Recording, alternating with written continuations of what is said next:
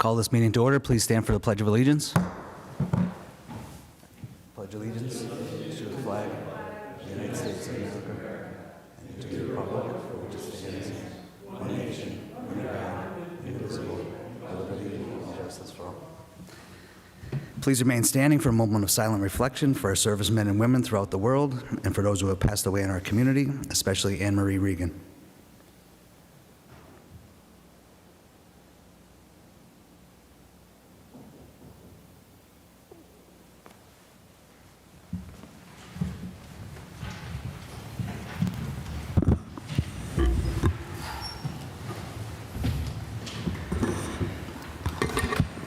Roll call, please. Dr. Rothchild? Here. Mr. Sean McAndrew? Present. Mr. Mark McAndrew? Present. Mr. Flynn? Here. Mr. Schuster? Present. Please dispense with the reading of the minutes. Third order, 3A, Lackawanna County Planning Commission Subdivision and Land Development Evaluation Reports received February 24th, 2026.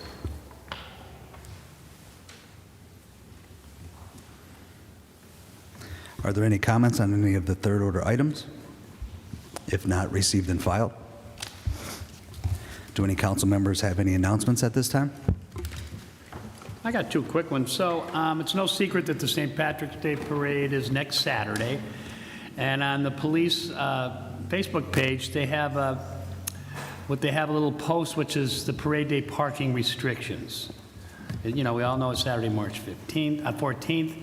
Be advised, the listed parking restrictions are in place. Violators will be towed, and this is between 6 a.m. and 7 p.m. If you want to see it in greater detail, like I said, it's on their Facebook page. Also, which is pretty cool, the firefighters, same day as the parade, have a post that says, during the last year, members of the Local 60 have been working on a project that shows our department and union's rich history. We invite anyone that is in the area on parade day between 9 a.m. and 2 p.m. to stop by firefighter headquarters right next door and see the display upstairs that was done by our members. There's historical items, equipment, and pictures from various collections are proudly displayed that members were able to obtain over the years. A.C. Scott and B-Shift will be working and happy to show anyone that is interested the updated living quarters area. If you'd like to see it, just come by and look for a member that's on duty to give you a tour. They will also ask if anyone has a challenge coins to add to our growing collection. Please bring them and we will add to the display, and thanks for your continued support. That is all I have. Thank you. Thank you, Mr. McAndrew. Are there any other council members that have any announcements at this time? Yeah, quickly, just trying to pull it up so I have the right information. So Local 60 the firefighters union will be having their inaugural St. Florian Bravery and Service Award ceremony Thursday, March 12th, 2026 at 7 p.m. at the Waldorf Park. The 2026 award will be awarded posthumously to Lieutenant Kelly Hopkins for his 40 years of service to the Scranton Fire Department. So the doors open at 6 o'clock. The program begins at 7, and there's going to be music by Jeff Lewis. So if you could come out and support, that would be wonderful. Thank you. Thank you. Any other announcements? I have one as well. I know you had already mentioned her, but I wanted to give my condolences to the Regan family for the passing of Anne Marie Regan, who was, as her obituary states, a trailblazer in women's politics, and I might not be able to be in the position I am today if it wasn't for women like her. And she, I believe, was the first elected official within Northeast Pennsylvania that was a woman, and she was Recorder of Deeds from 1974 through 1994, I believe, and prior to that, she worked in City Hall over multiple administrations, so she was someone very important to Scranton politics and to our history, so I know there's many who mourn her loss and just wanted to offer my condolences. Sorry, quickly, just be, thank you, Dr. Rothchild, for bringing that up. I almost forgot. I would also like to give my condolences to the Regan family. My mother, who was born and raised right down the street from her in Bellevue, would be very mad at me if I forgot to do it, so I appreciate you bringing it up. Anne Marie was a wonderful woman, gave so much to this community for so many years. A huge loss to our community. I knew her personally for many years. She was best friends with my great aunt. Had many great conversations with her, and just a wonderful, wonderful woman who will be sorely missed in this community, and did a lot, as Dr. Rothchild discussed, trailblazing for women in politics in northeastern Pennsylvania. So condolences to her family. Thank you. Anything else at this time? Fourth order, citizen participation. Our first speaker tonight is Lisa August.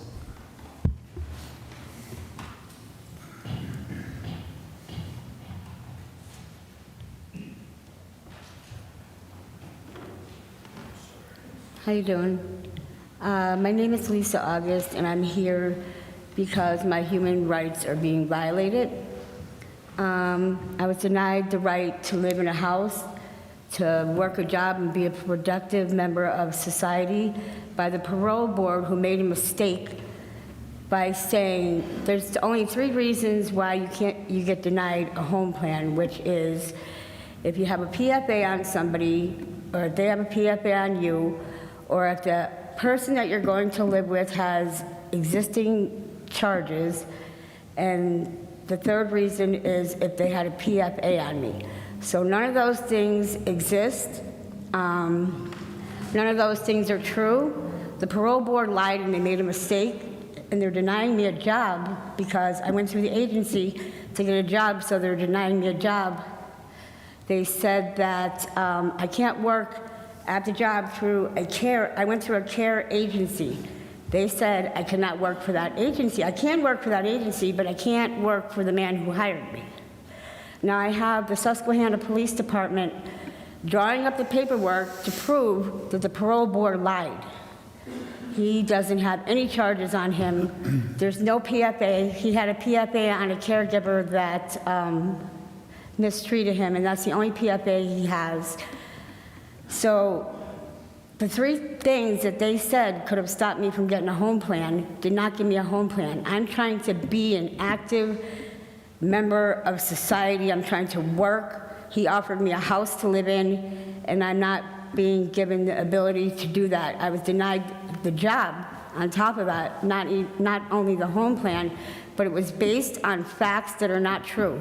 The Susquehanna Police Department can prove all 3 facts. They're pulling up the paperwork that all 3 facts are true, that none of those things exist. So I want to know why I'm being denied. They're telling me that they cannot give me an answer of why I'm being denied, but those are the only 3 things that would be stopping me from getting a home plan. And I would be taking care of a man that's had many problems with people abusing him. He can't get anybody to go out there. He went to the hospital today, and he offered me to live in the house. I'd be getting paid $1,500 a week, and the parole board is denying me even to work. So how am I going to be a productive member of society? I made my mistakes.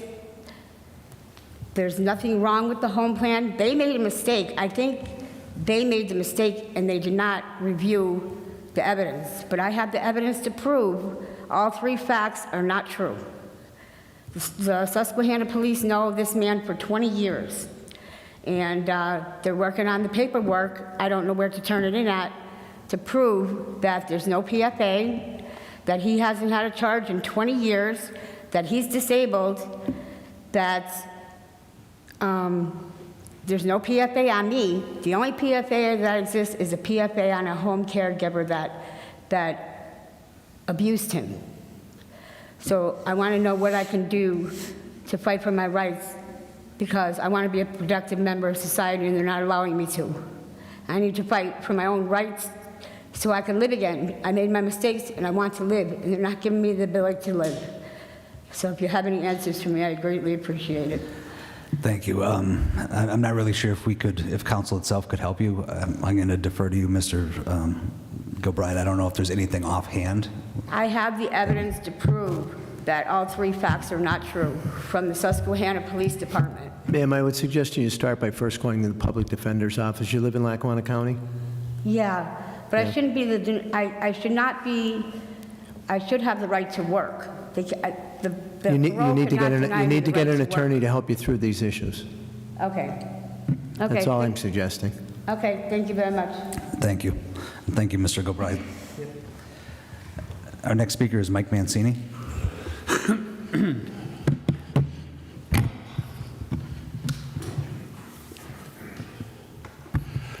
Thank you, Council President Schuster. Good evening, Council and residents of Scranton. Tonight, PA water. Our streets are being destroyed in slow motion by utility cuts and weak enforcement. Our residents are the ones paying the price. You don't need a traffic study to see it. Drive down almost any major corridor or neighborhood block. The worst stretches of the roads are not the ones that simply got old. They're the ones that have been sliced open, patched badly, and left to sink and crumble. Each trench becomes a crack. Each crack becomes a pothole. Every pothole becomes a repair for the residents and a repaving bill for the city. Let's call it what it is: a transfer of cost and a risk from a powerful utility onto regular people. PA Water and their contractors open our streets to access their infrastructure. That's fine. They provide essential services, but the second they walk away from a sloppy patch, the hidden meter starts running on the taxpayers. We pay for blown tires, damaged suspension, and emergency patches. We pay again when the city must repave the street years earlier than planned because it's been chopped up like Swiss cheese. Right now, the message we send to utilities is simple: cut wherever you want, patch however you want. If the road fails in a year or two, it's Scranton's problem. The fines are too low, the oversight is too thin, and the accountability is almost non-existent. When the penalty for doing bad work is cheaper than doing good work, you get bad work every time. That must end. I'm asking that this council do three concrete things. First, dramatically increase the fines and restoration requirements for pave cuts. Several cities now tie fees or degradation charges to the damage of a cut that does to the expected life of a road. So utilities pay more on newer, higher quality pavement and less on older streets. We should be doing at least that much more here. If a company knows that cutting a newly paved street will cost them real money, they will plan better, coordinate better, and restore better. Increase the fines. Second, make performance public and permanent. Create a public online dashboard that shows each utility and major contractor how many streets they make cuts, how many pass inspections, how many fail, and how often are they cited or fined. When residents can see which companies treat our roads like assets and which treat them like disposable work zones, behavior will change. Third, it's day 426 without a DPW contract. I recommend the council create an ordinance that allows DPW city inspectors to determine deficient pave cuts. And 82% of the 2,200 storm drains that are the responsibility of PA Water. PA Water needs to be fined for blocked storm drains too. A team of in-house inspectors whose only job is to protect their streets is needed once again. The third-party out-of-town inspectors do not work. Scranton, prior to this administration, dedicated street cut inspectors who checked forms before they patched, verified compaction, and signed off on final restoration. We need that again. These inspectors would report to DPW, not to the utilities. They would inspect every utility cut at critical stages, not just when the permit is pulled and long after the patch has failed. Give them that authority to reject substandard work on the spot and require immediate correction. If an inspector sees a trench already starting to sink, that contractor should be fixing it within days. Not after a winter of freezing thaw, it turns into a crater. Good example is Ash Street. Remember the water main break? Look at the current condition and the quality of their work. There are many just like it. Get it together, PA Water. Thank you, Council. Good evening, Scranton. Thank you very much. And also a reminder on the 24th, Council asked quite some time ago, Pannoni is going to come in, our third-party pave cut inspector. They'll be in on the 24th for caucus, so we could ask some of those questions. Next up is Joan Hodowanitz.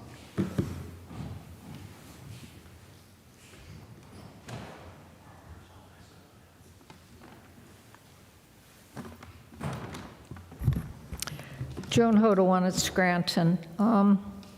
First, just want to remind everybody that the Scranton Public Library book sale is ongoing at the Marketplace at Steamtown, second floor, right in front of Crunch Gym. Runs through Saturday. Get some great bargains there. Also, the library is selling a community cookbook. It asked all its library patrons, what's your favorite recipe? And they got some winners, so that book is now available for sale. You can pick it up at the Albright Memorial Library, and I presume also at Nancy K. Holmes. It costs $10, but it's well worth it. See what your neighbors are cooking up in their kitchens. DPW, any hope for a contract? Please, please, please.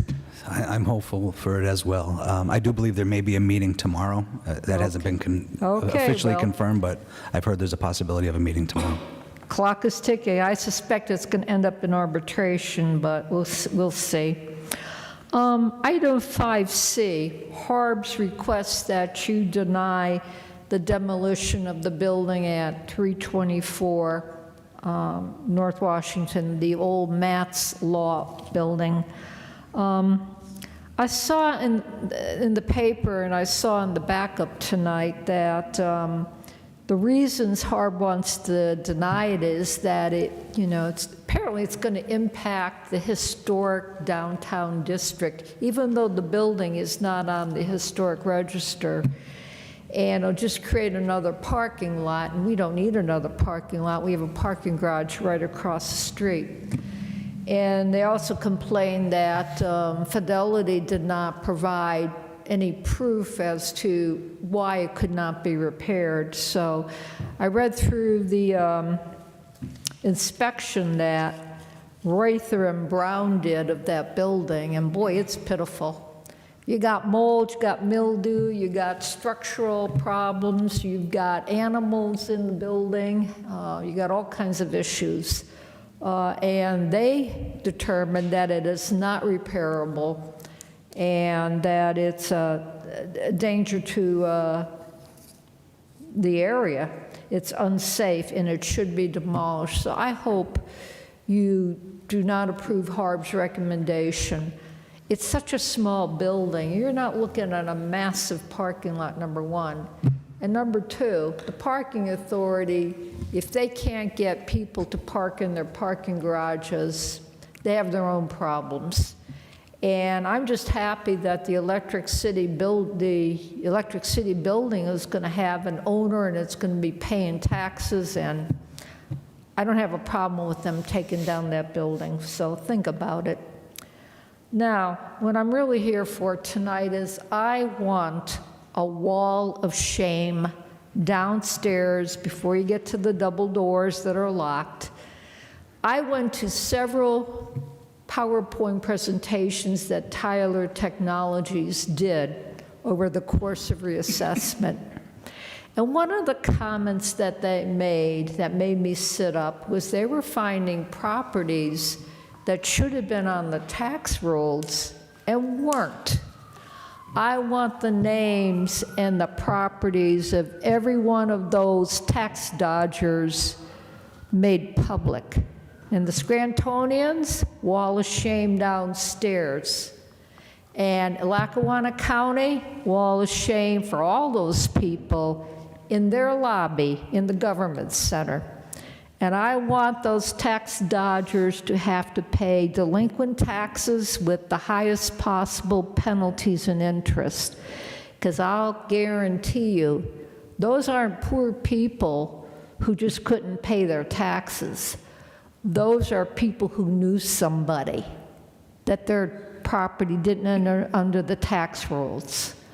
So I want Tyler Technologies to provide that information to the county, and I want to see 2 walls of shame. And I want to see the names of every one of those creeps in the newspaper and on the TV news and on the talk shows. My parents and many other poor people never failed to pay their taxes. Let's get those people, give them what they deserve. Thank you. Thank you. Up next, Amanda Eisenbacher.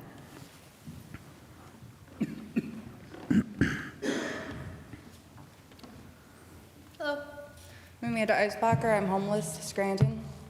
I have 3 issues I'd like to bring to your attention. While being homeless, I've realized how big of a problem you have.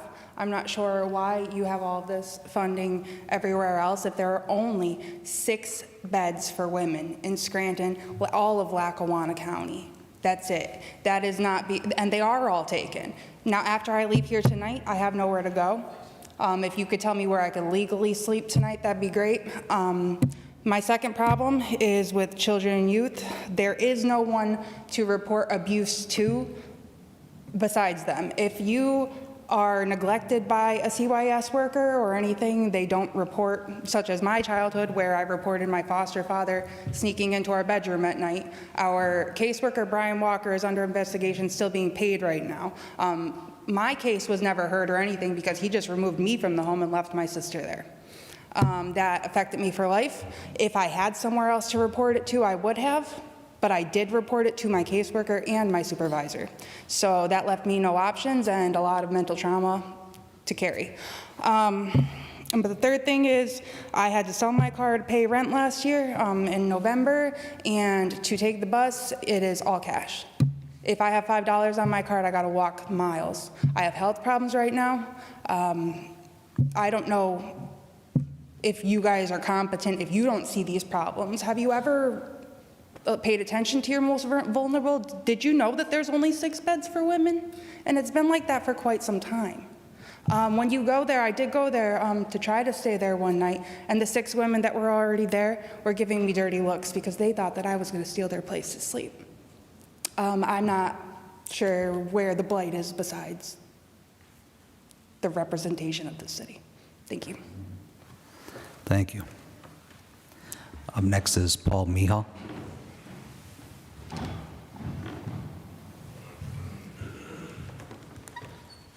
Good evening, Council. Paul Mihal, City of Scranton, DPW steward.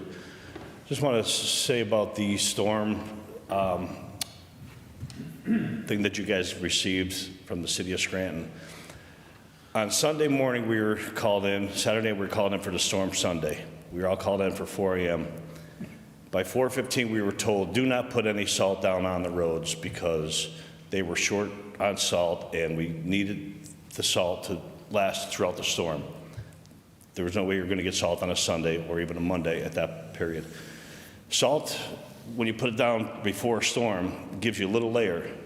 As you see by PennDOT, they'll go out and brine the streets first or highways. It gives you an edge for these storms. We were told not to do that because there was not enough salt to get us through the storm. That was strike number 1 against DPW. Every truck that we had available to drive was on the road. We had plenty of personnel to do it.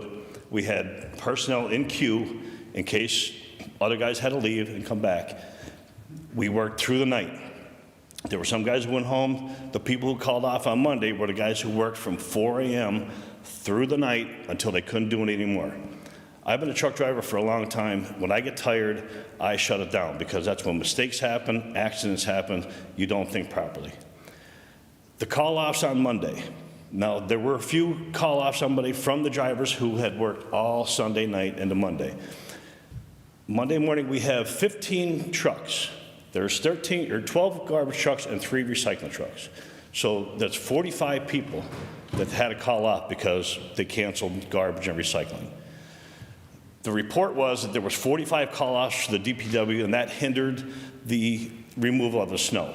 Not even close to being factual. We had some of those drivers come from the garbage and recycling to fill in for the drivers who had to go home because they were tired. We had 3 mechanics on duty from Sunday morning throughout this whole storm. And let me tell you, these guys were incredible. We had breakdowns. You brought the truck in, they come in, they fix it. We had hydraulic leaks, we had plow leaks, we had problems with windshield wipers because the snow was coming up over the plows, and the temperatures for that storm were, I mean, we all know it was like 5 degrees out throughout the whole storm and weeks afterwards. We couldn't get ahead of this storm because of the temperatures. We weren't able to get the brine down or the salt down to give us a little bit of help, and there was nowhere to put the snow. We had problems with people parking their cars everywhere. Obviously, I mean, it is what it is.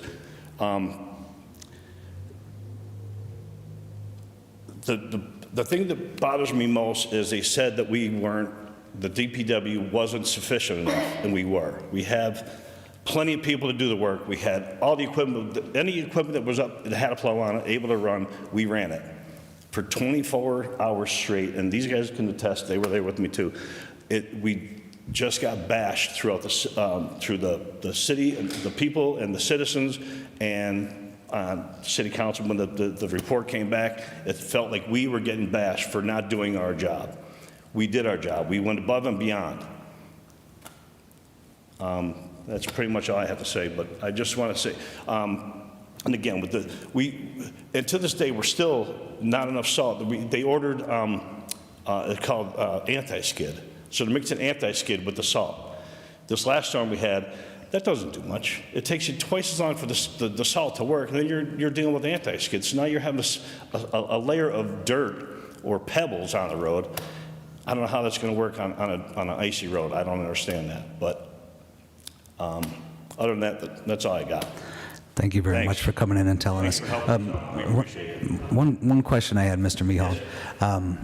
I heard the brine truck was out prior to this storm that we got. Is that, do you know if that's correct? They went out yesterday, and they brined all the bridges around the hospitals, around the schools. And then, I mean, we didn't get anything anyway. It was all rain. But yeah, we had one brine truck for the whole city of Scranton, for all the bridges, all the hospital areas, all the school areas. It's a large area to cover for one truck and one driver and one laborer. I mean, the laborer's out there spraying the sidewalks, because as you're doing the bridge, you might as well spray the sidewalks while you're at it. Just a lot of area to cover for one truck for one period. We just got the brine. We have a brine tank over in our storage facility, and the tank was down for months. I guess the pump broke or something like that, where it couldn't mix the brine well enough. So that was down for a long period of time. They finally got it working. They put it out yesterday. We had a driver and a laborer go all day yesterday, and they brined up all the bridges and hospital areas, school zones, whatever. I don't know if it works. I don't know. Is that something we do every storm, or it's been I believe we just got that brine truck this year up and working, and I think we got the brine tank also this year up and working, and we got all the supplies for that to fill it and mix it. I think it's our floods department. They come in, they mix this stuff. They're the only ones that know how to mix this stuff. But we only have one truck to do that. And if you've seen the truck, it's pretty old. It works. It worked great. I've driven it a couple times. It works fantastic and gets the job done what we needed to be done. But it just wasn't used the previous storm because the tank was down. They couldn't get the pump for whatever reason. I don't know why. All right. Yeah. Thank you for that information. Thanks, you guys. Thank you. Up next is Lee Morgan.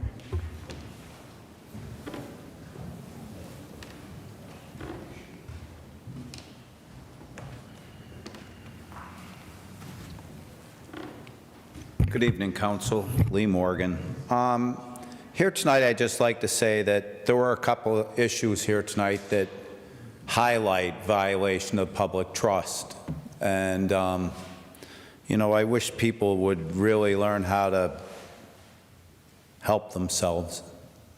The other thing I have here is I hope the American people and the residents of Scranton seem to realize that we happen to be in a war at this time, and 4 people gave their lives for our country.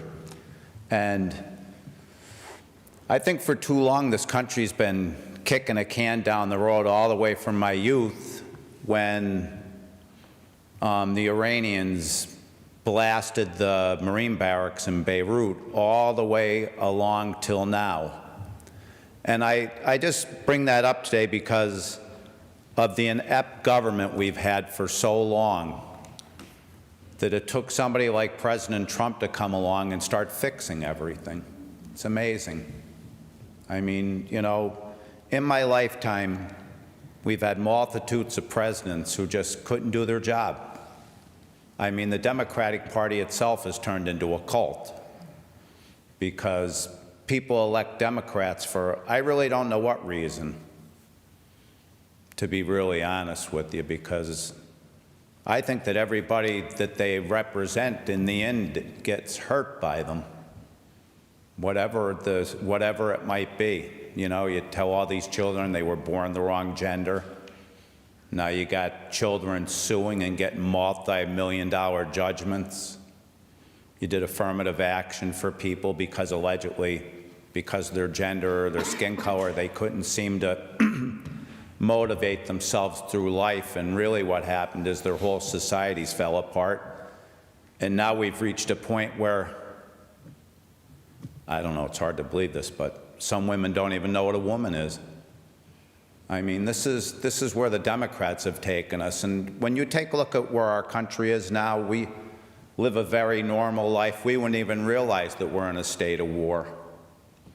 But you know, when you pay attention to what goes on in the world, like I have all my life, and you see that the Iranians were developing a bomb and Barack Obama gave them a ton of money and made an agreement to allow them to have a bomb, and then Joe Biden wanted to go back in, and then you just watch the barbaric things they've done all over the world, the Iranians, and the Democrats supported it, right down the pike every single time.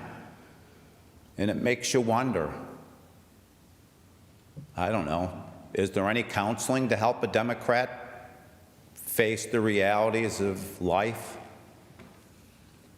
I mean, just see it for what it really is. The Iranians are the ones that supported, I don't know what you'd want, I don't even know how to, the terminology for what they did to Israel when they came across that border and butchered people, because it hasn't happened in our history since the Second World War. And yet, you see it. And now what we're going to experience is the Congress and Senate. They're going to come out and swear how the Republicans are bad. But don't forget, the Democrats had a war against police, all right, and no bail releases, and citizens being killed by people that belonged in jail.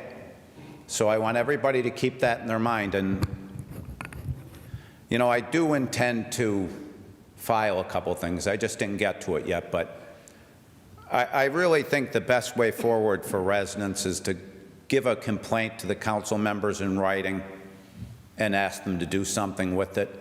But we're in a terrible situation here because I don't think the mayor cares, because the mayor, we elected her at the school board and she abandoned the students there and then became a mayor, just won an election, and now she wants to be a congressman. It's almost pathetic, and she has the citizens locked out of City Hall. So the residents are locked out of their seat of government. They can't even function. That's not a way to run a government. Thank you. Thank you. Would anyone else like to address council?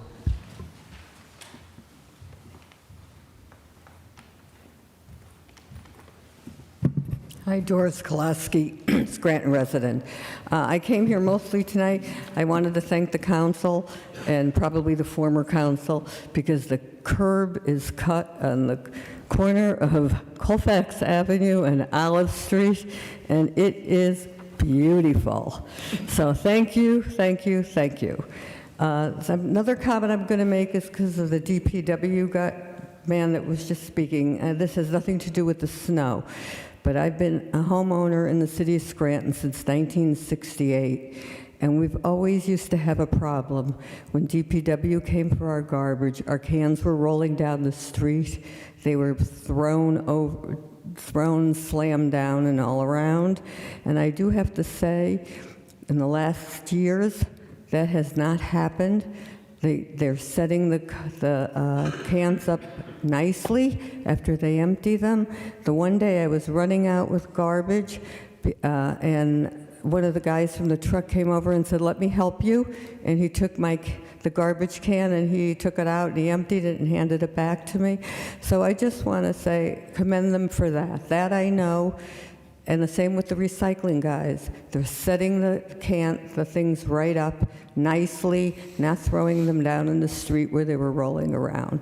So I just feel if something happens good, you need to say it. Thank you and good night. Thank you. Anyone else like to address council?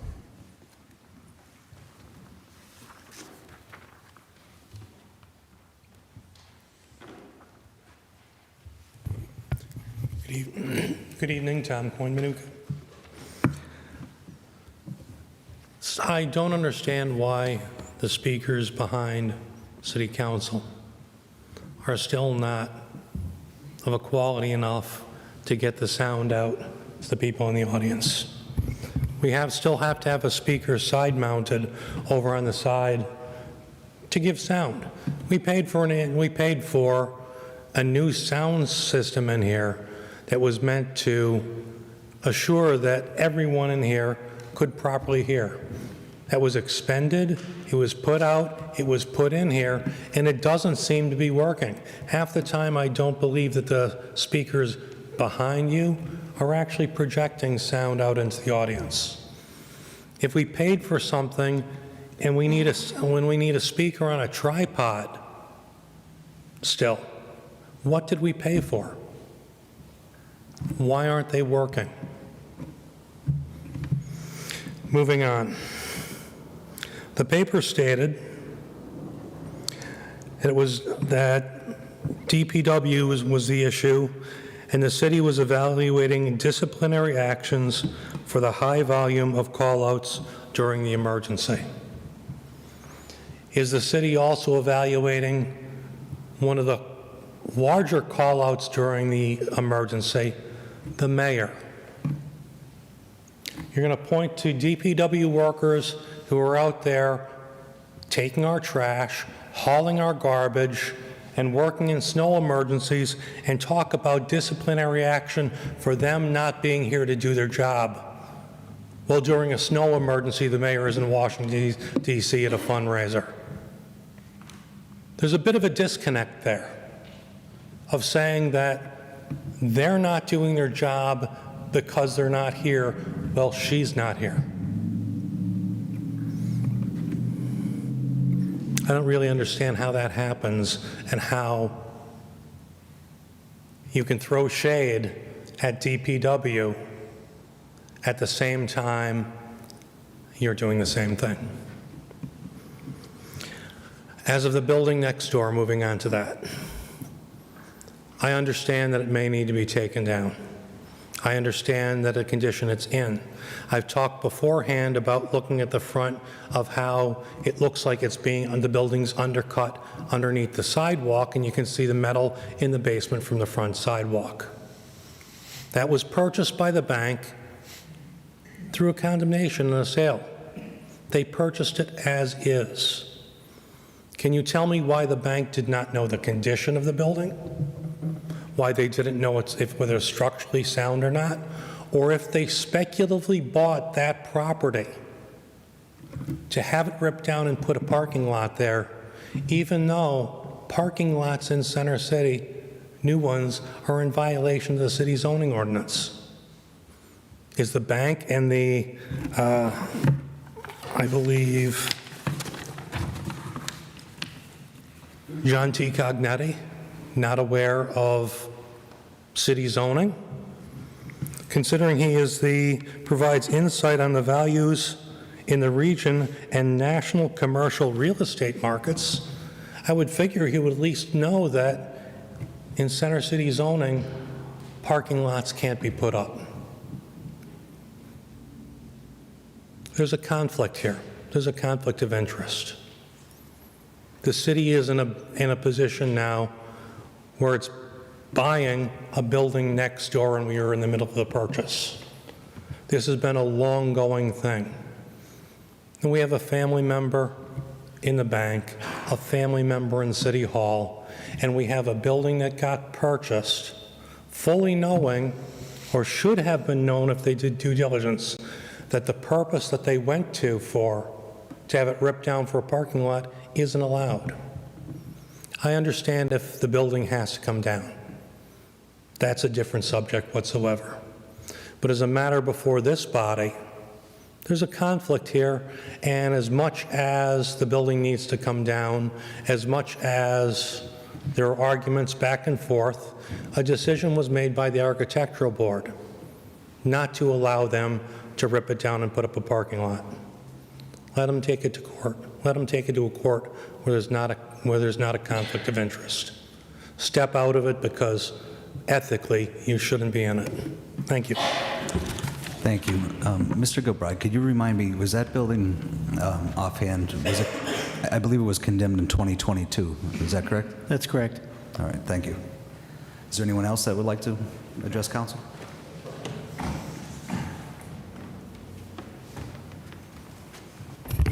Hello, Council. Rick Little.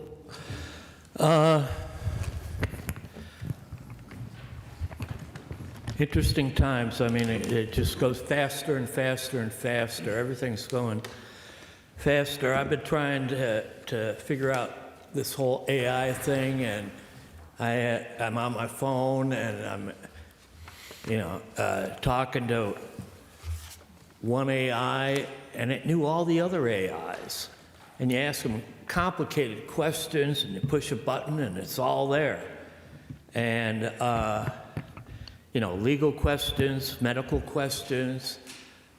There's really no need for doctors anymore. I mean, I went to doctors for years, and they prescribed me poison. I found out it was like Lizanthropil for my heart was going 180, and I'm on. You don't need that. You just stop doing that, and you start doing other stuff, and you can get all your information on this internet. But what's been happening with the bombing of Iran? I mean, everything is a contract thing, and it becomes like the judicial branch, or on the international scale, the United Nations. In New York City, rich white men gave the land to United Nations, and they have their United Nations law, and then, we saw, people getting around the law, the small arms treaty that Obama put in, but, things are going so fast that I mean, just last week, all these people, and the answers are there. The answers are there in the Epstein files. It's mind-blowing, and like I talked about Ian Carroll's thing to figure it out, but as fast as you figure it out, we're on to the next thing. So talk about Scranton. We can't have data centers here. That's the end of everything. That's the end of the water. That's the end of the electric. And I think in the next election, people on the red side are putting candidates together. And I think people have to look at what's happening, especially if you look at Jamie Walsh's assessment of Virginia's data centers. Scranton can't handle it. Scranton was, it's taken over by contracts and the adjudication of these contracts, and it runs into everything. We saw it in the elections in the county. Thinking about the woman who's up here talking about, the only shelter that's in Scranton. It does have 6 beds. I've been there many times.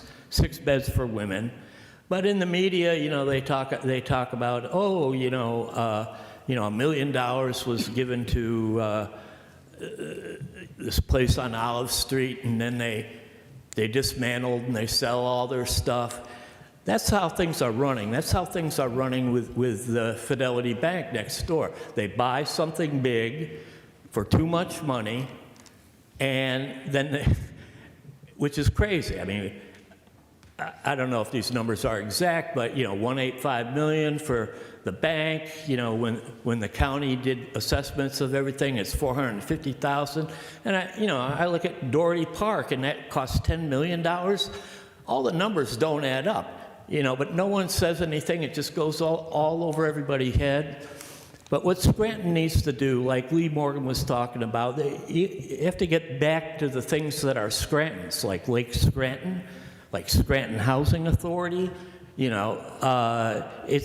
really not in the hands of Scranton anymore. And I look at the judiciary. They close at 4 o'clock. They're paid more than anybody else, and it's all this nepotism. But for Scranton to survive, the number one thing is no data centers, and everybody's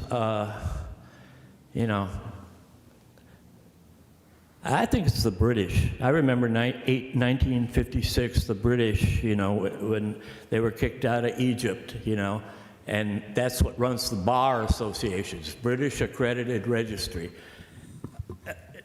It has to be taught in schools. That's the first thing, so people know what's going on. Thank you. Thank you, Mr. Little. Fifth order, 5A motions. Dr. Rothchild, do you have any motions or comments? Yes, I do. First, I'll start with yesterday. I had attended a finance meeting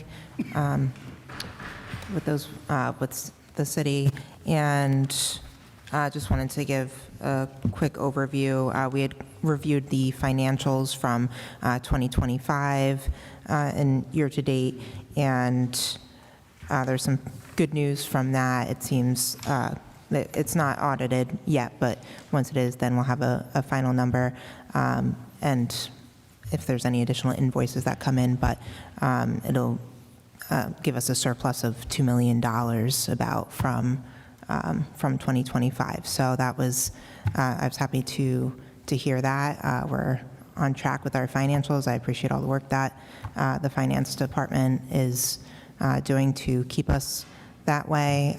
There were some of the larger expense increases that we saw from 2025 were with healthcare costs, just like I think with anywhere nowadays that you see that. I think it was a bit over $1 million of an increase in healthcare costs over the past year.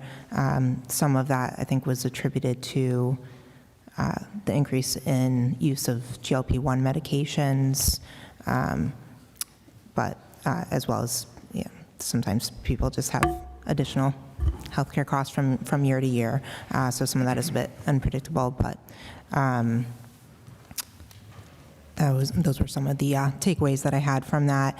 We also did discuss the hub test and the status of that, and there's actually a motion that I'll want to make tonight because they're still having difficulty getting the information that's needed from the county so that we can move forward as a city. And so I would like to motion that City Council comes together and writes a letter to the county, to the assessor's office. What we need and what we've been asking for is an up-to-date and accurate list of the responses that they've received from the letters that were sent out. The letters were sent to nonprofits in the city to establish their eligibility if they met that criteria to remain as a nonprofit and not have to pay taxes to the city. But we need to know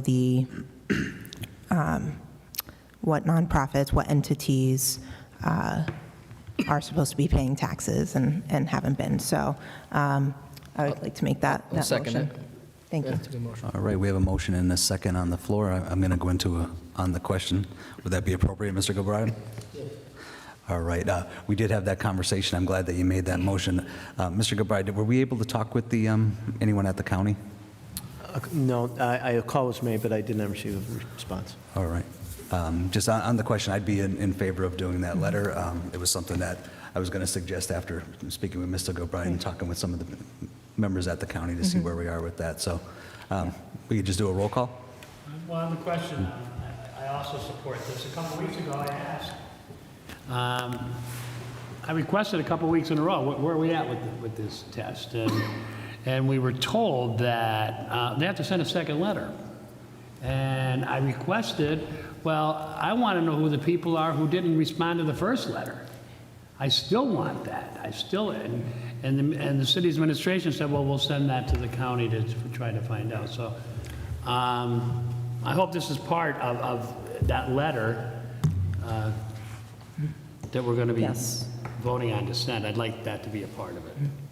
Yeah, and I know that that the city has been pushing the county for those answers too, but still has not received them, and so that's why I think it's important that council step up and that we ask for those answers as well.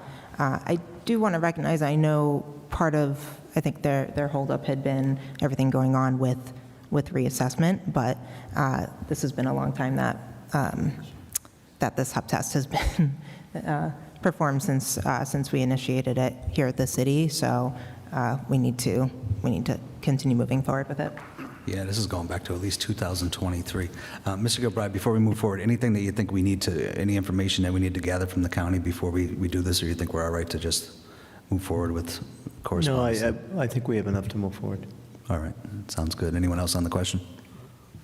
Roll call. Dr. Rothchild? Yes. Mr. Sean McAndrew? Yes.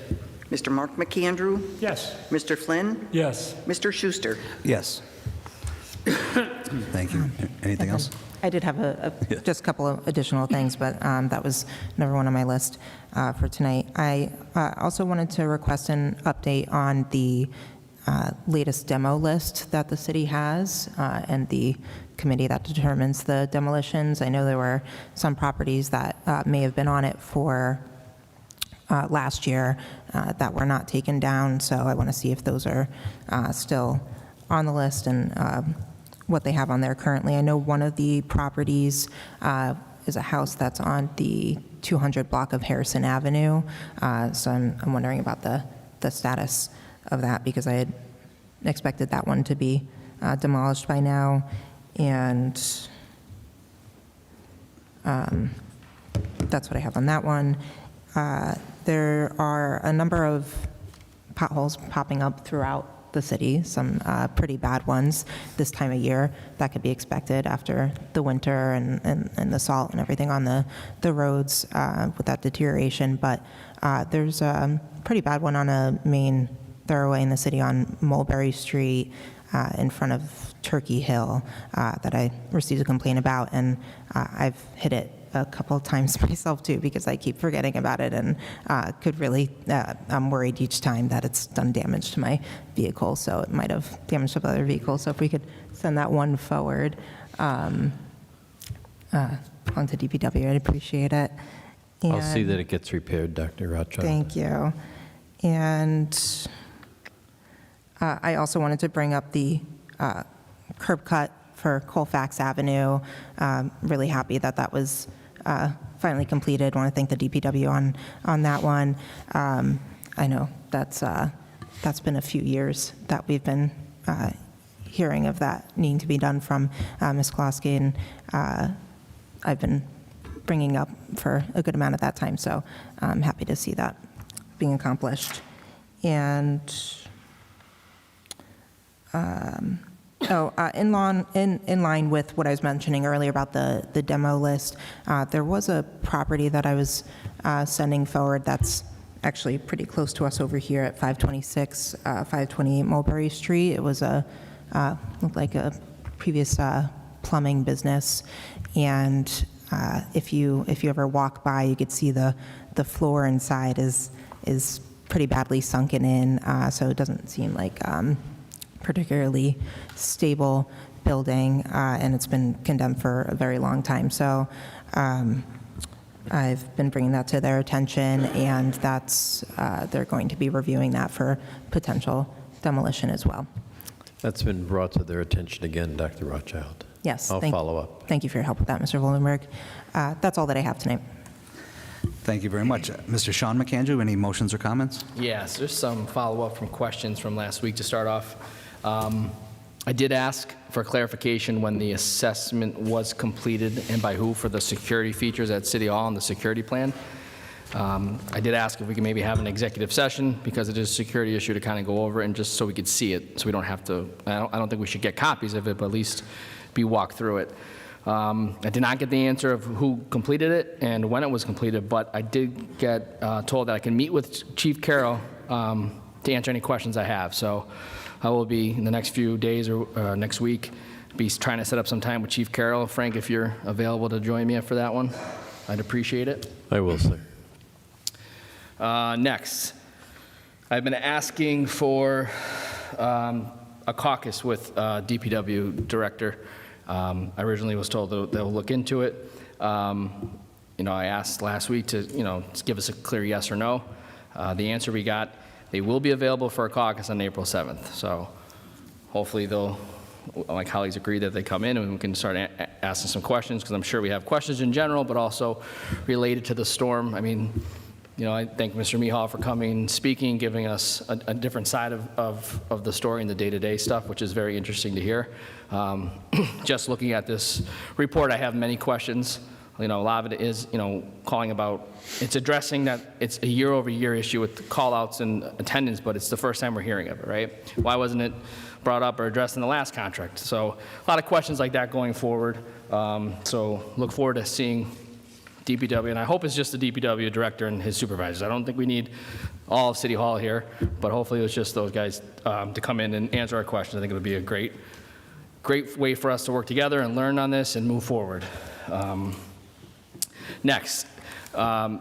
Gilbride, I know we talked a little bit before this. Can we get an update from City Hall about the Fidelity building that we're looking to purchase, to see if there's any updates on the inspections? I know there was a 30-day extension.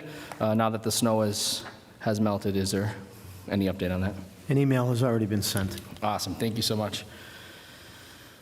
All right, I'm going to bring up some questions that we got that I sent over to Frank. Just give me 1 second.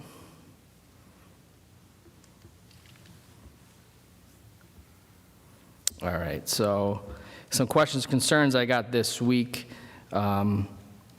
Lafayette Street, the 1900 block, vehicles are reported that they're being parking on the sidewalk. Frank sent that one in, so hopefully we'll get an update soon. 200 block of North Van Buren, there's a house there that Frank has the house number. That trash has been accumulating on the side of the house for several weeks. I think it's an issue with that house in general with some code issues. Frank also sent that in. And the 300 block of North Fillmore Ave, a utility company completed a pave cut, but the patch is uneven and sinking in, and there's a big dip, which I believe you sent over as well, correct? I did, sir. Okay, thank you so much for sending them over. I just wanted to report that out. My next question is Airbnbs. Mr. Gilbride, can you give us, I'm new to council, so learning some more information about the ordinances and Airbnbs and how, if they're allowed and not allowed in certain areas. Because I did have a report on Far Street. There was a Airbnb that is in the neighborhood that I believe the police were there for an underage party, where there's a lot of kids running up and down the street. I believe they were drinking.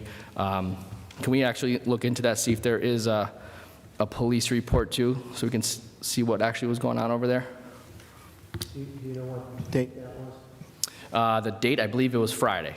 I have the house number I could send over afterwards. I believe it's okay. 519. If I can get the date and just the address, that would be helpful. Yeah, I think it's 519 Far. Sorry, no, it's not going to be 5. See if I have it in my notes. 21. Yeah, I don't want to give the wrong one. Yeah, no, it's 1520, I believe it is. might be 1521 or 1519. Yeah, and it came on Friday, the 27th.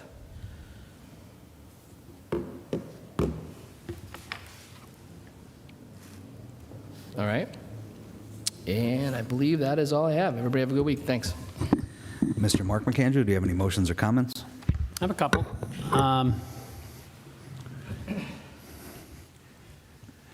As I sit here, I'm ashamed to say I did not know there's 4 beds for homeless women in the area. or 5. What did she say, 4 or 5? The young lady who was here. 6. Well, that's still not enough. That doesn't include the Catherine McCauley Center. Well, excuse me? It doesn't include the Catherine McCauley Center. All right, well, you know what? It's still not enough. I'm ashamed to say I didn't know it. This poor girl, I feel so horrible and so sad for her. And, you know, she's not the only one. People come in here since the fall, way before the weather gets bad, and, you know, telling us the hardships they have, and it's horrific. But to only have 6 beds for women, and we have this homeless task force, it's a mystery when they meet. We never get any feedback, very little. If we do, we're never told when the next meeting is. People have asked if they can attend the meeting. We don't know if we're going to allow that. Well, I don't care how many times they meet, or if they said 5 or it was 3. I think 6 beds should be a priority to work on or rectify for women. Please tell me that that's happening, and please send that over to administration to say that's not acceptable. All right? I don't know when they meet. Like we said, we're told they meet, they don't meet. They've met a couple times. We never get any reports back or any information that occurred. Very little. I know, Dr. Rothchild, you go to a couple of them and you bring back some stuff, and I'm not pointing a finger at you, but it's just the committee itself hasn't produced anything, you know. And this is probably one of the worst winters we've had in 30 years. I didn't see anything else done differently, or bells ringing, or, you know, just the word code blue. So, and this is every year this stuff is brought to our attention. I didn't know about the 6 beds. Like I said, I'm sick to my stomach over that. But we need to do better, and not wait till the winter of next year to say, oh yeah, we got a problem. Please, if you can relay that to administration and see if we can get something going. I will, sir. Thank you. So the Elm Street Bridge, I got to complain about that, and well, and it is a pain. It's a pain for everyone. Let me just. But this resident wants to know if we're on track, because I remember that it was closed February of 25, a year ago, and it was stated then that it would be completed by the summer of this year. Could you please find out, reach out to PennDOT and see if they're, you know, they're on task, this is going to be done, you know, because this affects everybody in the city, not just South Side, not just West Side. And we know it had to be done, but I just want to know the status of it. If they ran into any problems we're unaware of, that, you know, we should know now in case this is extended. I will, Mr. McAndrew. Thank you. All right, and also it was brought to my attention, and Mr. Schuster's brought this up as long as he's here, about utility poles, when new ones are put in, the old ones remain. First of all, it's unsightly. Second of all, it's definitely a public safety issue. There's a reason why they changed the pole, right? So there was on the corner of Ash and Costello Court on February 20th, a car took out a pole next to a lady's house. PPL replaced the pole, but the old one is still there with some wires connected, and she is concerned it may fall on her house and doesn't know who to call. I guess she called PP&L, and it was no help. She even called the mayor's office, and we were told, you know how that went. So I'm afraid, too, that this might fall on her house or a resident. This is a huge safety issue. Could you please reach out to the departments that have to handle this? I mean, of course, we want you to reach out to PP&L, but this should be part of code enforcement. They should take a look at this. This is a public safety issue, all right? I will, sir. And why they're at it, I want the rationale that why some still remain. We never got any explanation as why some poles remain, right? I don't You believe remember? we didn't get an official explanation of why they remain, but if there's a sign or if there's any kind of wires or anything else that needs to be removed from the pole, the utility company will keep it in place until that is then removed. But I do still think it's if you want to call it a cop-out on the utility company to not remove that pole, and inevitably it may fall on the city for... That's not a good excuse. That seems like a lame excuse. Because, we have caucuses, we had the American Water in here, and they say they want to be partners. They want to be partners with the community. Everything they do is for us. And the other utilities say the same thing, The pave cuts, we take care of them, but they want to be good partners, good neighbors. Well, let's hope the PP&L wants to be too, and remove this, It's like garbage. It's left there, it's garbage. Get rid of it. All right, I'll ask please? about it. Thank you. Also, the Yeshiva School project, the new school that's over between Southside and the Mountain. It's been a project. It's supposed to be done this month, but residents and neighbors have been very patient over there. But, they're working at night, loud construction. There's kids in there. They have temporary occupancy. Some of the neighbors are worried about that. Also, a concern by them was, it's not completed, like they said they would and promised the neighborhoods, like, the playground, the curbs, sidewalks. I know that was not the time to pour cement, but some of the things they promised to do aren't done. Because, again, neighbors want to be good neighbors.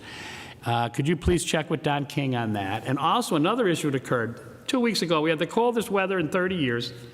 I had pipes freeze in my house. I know a lot of people did. American Water, not because of a water break over there, shut the water off because they were working on this new school that affected neighbors who lost pipes that froze, water damage, huge repairs. And I know that that's an issue that they're going to deal with themselves, these residents, but because they're incurring all these costs, and it wasn't a water main break. These residents, their water was shut off to their house, and when they turned it back on, all this occurred. So I wish I knew that when American Water was here, because that didn't make sense. I guess they're owning up to it is somewhat of a mistake, but they never should have shut the water off because they're for a new building. A water main break I get, but that's crazy. All right. But please, this resident wants to know what the status, an update as to when this new school is going to be done, complete it, so the residents have some type of answer and can get on with their lives, because they said they really didn't enjoy their summers and couldn't sit on their porch, stuff like that. I mean, they said the school's going to be beautiful and they support it, but they just want to make sure that it's going to be done. And that is all I have. Thank you.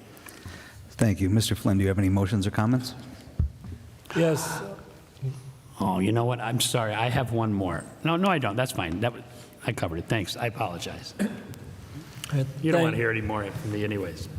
Thank you. I just have a few things real quick. One is, I asked last week about the process and the timeline when someone reaches out through 311 about a failing pave cut or something like that. How long from that point does our third-party inspector go out? Do they notify the utilities to when they have to have it fixed? The answer I got really, it told me like what the process is of how they fix them, but not what that timeline is. And the reason I ask is because for 2 months I've been sitting up here and been talking about the failing pave cuts in the Greenridge section on Electric Street, right? And UGI, allegedly they said in one of their responses last week that UGI reached out and emailed the city saying, we know it's an issue over there.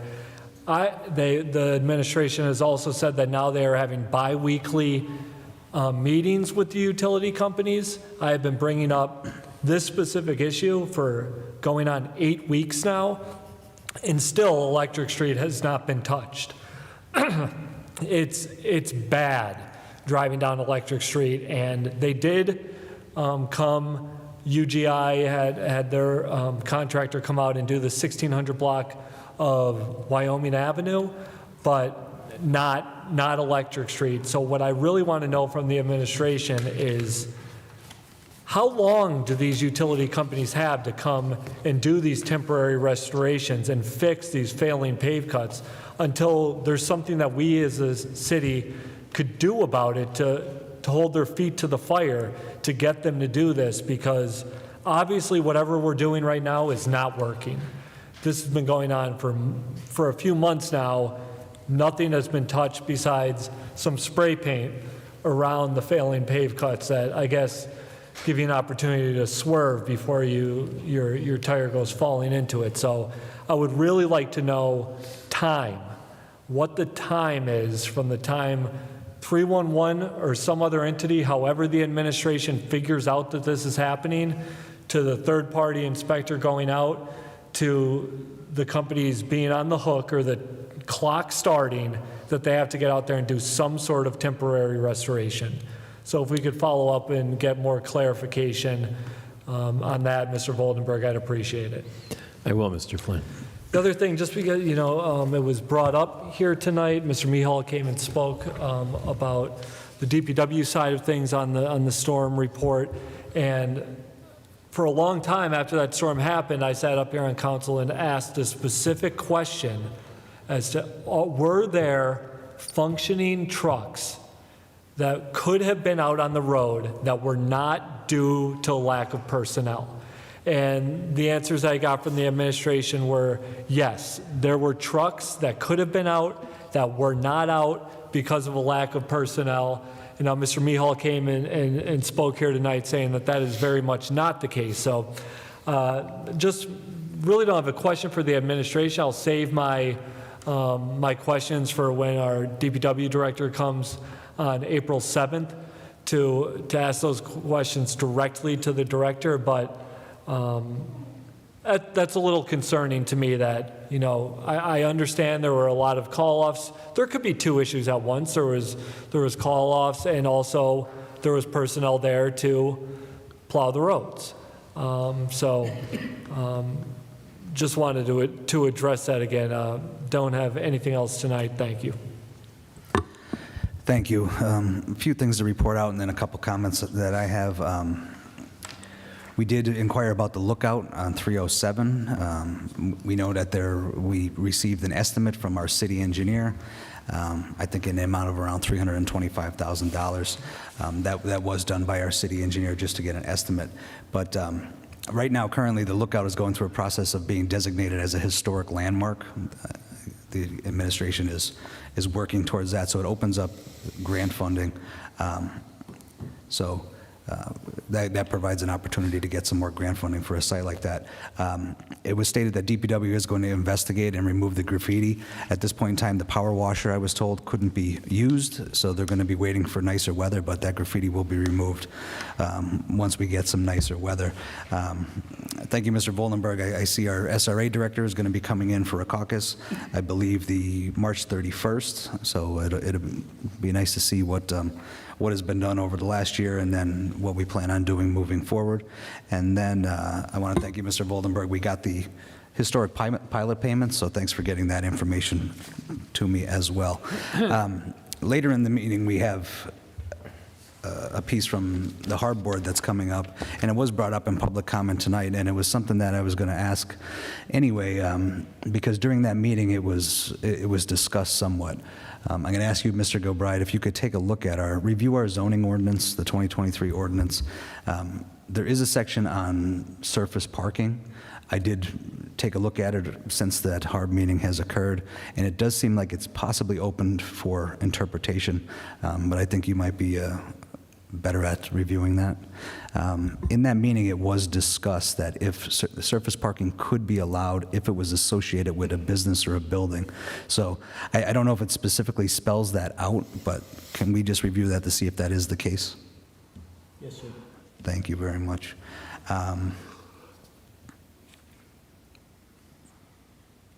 Let's see. If we could stay up to date with Pell, I know it's been asked in the past. I know that Pell is still working on our financial projections, but if we could just request that again to keep it on the radar. I'd like to see that as soon as we possibly can, because I do worry about what our budget's looking like moving into next year. There's going to be some changes, I know. We heard that a possibility of a $2 million surplus. I hope that is the case, but I do fear that some of our expenditures are going to be larger than they were last year, and we're going to be losing some tax dollars with the sale of the hospital. That's correct, Mr. Schuster. As of yesterday's meeting, they're wrapping up the 5-year plan, and we'll have that report shortly. Okay, did they give any kind of timeline on when it would be completed? No, but I'll find out. All right, thank you very much. That's all I have for tonight.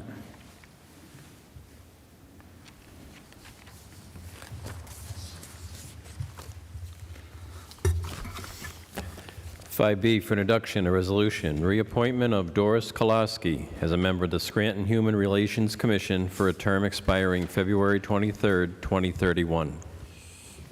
At this time, I'll entertain a motion that item 5B introduced into its proper committee. So moved. Second. On the question, all those in favor of introduction signify by stating aye. Aye. Aye. Opposed? The ayes have it and so moved. 5C for introduction, a resolution, accepting the recommendation of the Historic Architectural Review Board and denying the certificate of appropriateness for Fidelity Bank, 101 North Blakely Street, Dunmore, Pennsylvania, 18512, for demolition of the Matters Law Office Building at 324 North Washington Avenue, Scranton, Pennsylvania, 18503. At this time, I'll entertain a motion that item 5C be introduced into its proper committee. So moved. Second. On the question? Yeah, on the question real quick, can we get some information why there's the sidewalks blocked off? I know. I think the timing of it looks a little weird, but I'm sure it's nothing. But could we just get some information? I can answer that right now. If Sure. Yeah, if you could answer it. Or something? Mr. Coyne's correct. The sidewalk there's basically nothing underneath the sidewalk. There's a complete opening that allows water, animals, anything else that chooses to go through that hole to enter right into the building underneath, which is causing some of the structural problems on that portion of the building. The building is, and I am not an engineer, so take this with a grain of salt, but the building is structurally in terrible shape. Got it. That situation that you are seeing with the sidewalk is adding to that, and the sidewalk itself is undermined. Okay, thank you. Thank you, Mr. Gilbride. Anyone else on the question? All right, I did have a few on the question. So this may be procedural, but the ordinance itself for HARB states that the same factors that are considered by the HARB board should also be considered by council. So just trying to procedurally help this along, I feel like sometimes communication between HARB and city council is a little skewed. So could I make a request that council be given the full application that the HARB board also received? It was something that we did discuss with the administration, but Frank, if you could request that officially, so just the full application of what the HARB board had received prior to their March 12th or 13th meeting. I'll request that information tomorrow. Thank you very much. And then just a procedural recommendation, again, it was also discussed, but on top of us receiving that full application that's provided to the HARB board, could we also send the information that we received? So we did receive an email that had several different things in it. It had our resolution, had the backup documentation, but can we send that over to the HARB board just so they have that information, and also include with that that full packet that we received, include that structural and engineering evaluation report? I will. Thank you very much. All those in favor of introduction? So on the question, yeah, I'll No, introduce this, but we're going to we just requested a bunch of more information, and it's going to be tabled anyways for a hearing, so I'll vote Yeah, to I think introduce. I definitely think there's enough time to get that information to them as well as us. Right. Okay, and we'll thank have you. the hearing. All right, anyone else on the question? On the question, I also look forward to hearing from representatives from Fidelity Bank when they come in for the hearing, and that'll help me to make my decision. Thank you very much. All those in favor of introduction signify by stating aye. Aye. Aye. Aye. Opposed? The ayes have it and so moved. I make a motion to table item 5C. There's a motion on the floor and a second to table item 5C. This resolution is being tabled until a public hearing can be held on Tuesday, March 10th, 2026 at 5:30 p.m. On the question, All those in favor signify by stating aye. Aye. Aye. Opposed? The ayes have it and so moved.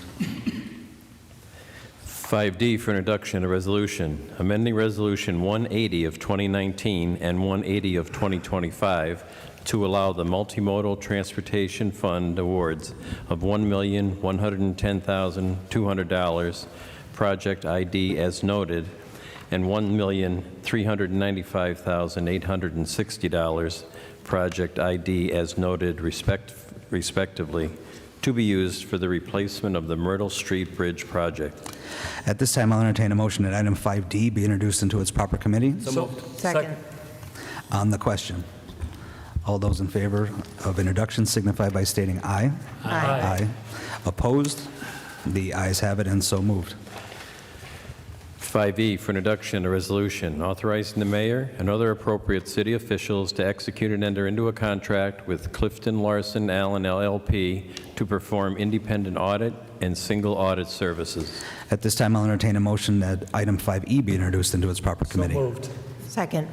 On the question, On the question, just want to say from, also from the meeting that I had yesterday, they seem to be very happy, the city does with CLA and the work that they've been doing, especially with this past year with our audit finally coming to us on time. That's a major accomplishment. Shouldn't be asking for much there, but they did it. So happy to vote on a continuation of a contract with them. thank you. I'll also mirror that sentiment. Anyone else on the question? All those in favor of introduction signify by stating aye. Aye. Opposed? The ayes have it and so moved. Sixth order, no business at this time. Seventh order, 7A, for consideration by the Committee on Public Works for adoption, filed to Council Number 6, 2026. Approving and authorizing the acquisition by easement agreements, deed in lieu of condemnation, or otherwise of the necessary rights, franchises, licenses, easements, or titles of land required for permanent and temporary easements in order to complete the Kaiser Valley Flood Protection Project, and authorizing the filing of a declaration of taking pursuant to Section 302 of the Eminent Domain Code if required. What is the recommendation of the chairperson for the Committee on Public Works? As chairperson for the Committee on Public Works, I recommend final passage of item 7A. Second. On the question, roll call, please. Dr. Rothchild? Yes. Mr. Sean McAndrew? Yes. Mr. Mark McAndrew? Yes. Mr. Flynn? Yes. Mr. Schuster? Yes, I hereby declare item 7A legally and lawfully adopted. 7B, for consideration by the Committee on Public Safety for adoption, Resolution Number 22, 2026, authorizing the mayor and other appropriate city officials to approve the execution and submission of the grant reimbursement agreement between the City of Scranton and the Commonwealth of Pennsylvania Department of Transportation for funds estimated to be approximately $269,400 from the Multimodal Transportation Fund grant to be used towards the installation and upgrading of fire station warning lights. What is the recommendation of the chairperson for the Committee on Public Safety? As chairperson for the Committee on Public Safety, I recommend final passage of item 7B. Second. On the question, roll call, please. Dr. Rothchild? Yes. Mr. Sean McAndrew? Yes. Mr. Mark McAndrew? Yes. Mr. Flynn? Yes. Mr. Schuster? Yes, I hereby declare item 7B legally and lawfully adopted. 7C, for consideration by the Committee on Public Works for adoption, Resolution Number 23, 2026, authorizing the mayor and other appropriate city officials to approve the execution and submission of a grant reimbursement agreement between the City of Scranton and the Commonwealth of Pennsylvania Department of Transportation for funds estimated to be approximately $3 million from the Multimodal Transportation Fund grant to be used towards the Ash Street Bridge Replacement Project. What is the recommendation of the chairperson for the Committee on Public Works? As the chairperson for the Committee on Public Works, I recommend final passage of item 7C. On the question, roll call, please. Dr. Rothchild? Yes. Mr. Sean McAndrew? Yes. Mr. Mark McAndrew? Yes. Mr. Flynn? Yes. Mr. Schuster? Yes, I hereby declare item 7C legally and lawfully adopted. Eighth order, no business at this time. If there's no further business, I'll entertain a motion to adjourn. Motion to adjourn. This meeting is adjourned. Have a good night.